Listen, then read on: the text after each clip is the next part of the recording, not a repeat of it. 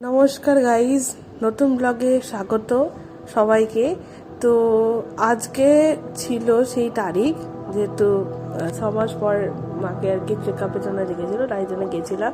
সকালে জল খাবার খেয়ে দেরি হয়ে করেই বেরিয়েছিল, তো দেরি হয়ে গেছিলো বেরোতে। তো মা সব কিছু ঘরের কাজ ছেড়ে একবারে বেরিয়েছিলাম। তাও এই 11:15 বেরিয়েছি, এই হোক 10:30টার পর। তো ওইখানে পৌঁছালাম 12টা, একদম 12টা 5-এ বেরিয়ে তারপর ওখান থেকে অটো ধরলাম। অটো এখন প্রচুর অটো, কল্যাণী স্টেশনে নেমেছিলাম। তো ওই পিছন দিকে আর সামনের দিকে নেমেছিলাম। পিছন দিকে অনেকগুলো বন্ধ ছিল, যেহেতু সব ফুট ওভার ব্রিজ, সেই জন্য সামনে ফুট ওভার ব্রিজ খুলেছে, সেটা দিয়ে বেরিয়েছি।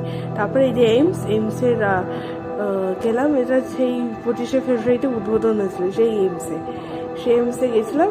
সেই এইমসেই ডাক্তার দেখাতে গেছিলাম। দেখো অসাধারণ জায়গা, ওইদিকে তো আরও জায়গা আছে, মানে অডিটোরিয়াম আছে, ওইদিকে ক্যান্টিন আছে, ওইদিকে ইনস্টিটিউশন আছে, ওই দিকটা ডাক্তার নার্স নিয়ে পড়াশোনা করছে তাদের আছে, হস্টেল আছে, সব কিছু এখানে।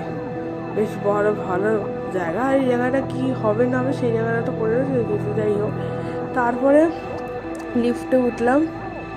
লিফটে উঠে গিয়ে 2nd ফ্লোরে গেলাম ডাক্তার দেখাতে। তো বসে আছি, নাম নেওয়া হয়েছিল, নাম নিয়ে বসেছি, ঠিক আছে। দেখানোর পরে দিয়ে তারপরে আর কি আবার বাথরুম গেলে, যে বাথরুমগুলো এরকম আগে এরকম পরিষ্কার, প্রচুর পরিষ্কার, এখন একটু নোংরা আছে। মানে দেখলাম আগে মানে প্রচুর পরিষ্কার, বন্ধ ছিল। তারপরে আমি বলছিলাম যে কতক্ষণ ধরে বসে আসা, তো বসে গেছি, ডাক্তার ডাকার নামই নেই। সেই মানে 1:45 বেজে গেছে। তখন দুটো বাজছে আর কি, তারপরে ওখানে বসে বসে দেখি একটা নাম্বার দিয়েছিল, কখন বুকলেট জমা তখনও ডাক্তার ডাকে। তখন ওই নার্স টেস্টকে জিজ্ঞাসা করলাম যে আর কি ডাক্তার দেরি হবে সেই ক্ষেত্রে, তাই জন্য লাঞ্চ করতে গিয়েছি।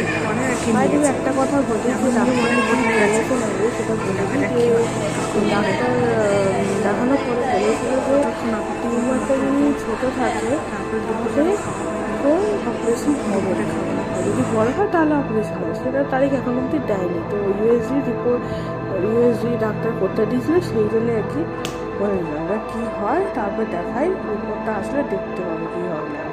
তারপরে ওই যে ক্যান্টিন নিয়ে গেলাম, বেশ ওদিকটাও জায়গা আছে, দেখেছো, ওই যে ক্যান্টিন, মানে ক্যান্টিন প্রায় মানে যারা দেখাতে আসে বা শুধু দেখাতে না, যারা রোগীর পরিবার আছে তারা দেখবে প্রচুর ভিড় হয়। জায়গাই ছিল না, বসেছিলাম। তারপরে ওই যে লাঞ্চ ছিল, দিয়ে মাকে একটু মা মিষ্টি দই খাচ্ছিল, তাই আমি মিষ্টি দই একটু খেলাম আর কি। তারপর যাই হোক, তারপর ভেতরটা যাচ্ছি, এইটা দিয়েও ঢোকা যায়, অন্য রাস্তা দিয়েও ঢুকতে পারে, অসুবিধে নেই। যাই হোক, তো ওই কেউ থালি অনুযায়ী ক্যান্টিনের দাম আছে। তুমি যে ক্যান্টিনকে, এটা হচ্ছে স্টুডেন্টসের জন্য, কিন্তু ডাক্তার স্টাফ ওটা একটা আলাদা ক্যান্টিন, ওইদিকে তো আছে, সেটা একদিন পরে দেখাবো ঘুরে। যাই হোক, ঠিক আছে। তারপর যাই হোক, আবার গ্রাউন্ড ফ্লোরে গেছি। গ্রাউন্ড ফ্লোর থেকে অন্য ছোটো লিফটে যাচ্ছি। এখানে একটা ছোটোখাটো কফি সেকশন আছে, কফি বা বিস্কিট, যে কোনো স্ন্যাক্স আইটেম ওই সময় খেতে পারছে দুপুরে। তারপরে ডাক্তার দেখিয়ে এসব বললাম, ডাক্তার ইউএসজি রিপোর্ট করতে দিয়েছে। যাই হোক, তারপর বাড়ি ফিরছিল। আর অনেকে ওই দিন হোলি খেলছিল, অনেক বেশিরভাগ কলেজগুলোতে হোলি খেলা ছিল, শুক্রবার শনিবার ছিল, তো সেই জন্য আর কি হোলি খেলা হচ্ছিল। তারপরে স্টেশনে নেমে ছোট করে বাজারে ঢুকলো, তখন বাজারে সবাই খুলছে, ঠিক আছে, যে মাছ কিনবো। মাছের হেভি দাম, কেউ বলছে 300, কেউ বলছে 400। জ্যান্ত মাছগুলোতে যে দাম কমে তার কোনো নেই, স্কোপই নেই। তার থেকে তো মানে বাজারে এই পাড়ায় মাছ আসে, তখনই মাছ কিনে নেবো, অত কম দাম হলে কমে নিয়ে নেবো, অসুবিধা নেই। তারপরে ওইখানে একটা দোকানে পোশাকের বিক্রি, মানে ঠাকুরের পোশাক বিক্রি, সেখানে এখন 20 টাকায় দিচ্ছে। যাই হোক, 20 টাকায় না দিলে কি আর কেনা যেত, তাই কিনে নিয়েছিলাম। এই তো ফুল 10 টাকা নিয়েছিল। তারপরে আর কি ওখানে একটা ওই যে দোকানে ফ্রি নিয়েছিলাম 130, 150 আছে। তো আস্তে আস্তে এখন ফাঁকা আছে, আমাদের সোদপুরের বাজারে ভিড় হয় মাসের শেষের দিকে। যাই হোক, ওই যে কী কী নিয়েছিলাম দেখালাম, যে 7টা না 8টা হচ্ছে ঠাকুরের পোশাক কিনেছিলাম, একটা কেপড়ে কিনেছিলাম। বেশ কাপড়ের কোয়ালিটিগুলো ভালো ছিল আর ডিজাইনগুলো অসাধারণ ছিল। আর ঠাকুরের তো পোশাকের তো অনেক এখন ডিজাইন বেরিয়েছে। যাই হোক, তা আসি যে ক্যান্টিনে যদি কোনো রুগী পরিবার বা রুগী যদি দেখাতে তার পরিবারের সাথে দেখাতে যায়, তাহলে ওখানে হচ্ছে যে ক্যান্টিনে খাবারটা অনেক ভালো।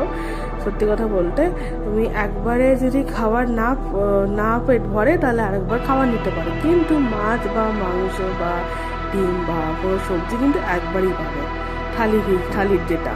বাকি অন্য কিছু তরকারি ভাত ওগুলো সবই কিন্তু বারবার করে নিতে পারবো, অসুবিধা নেই।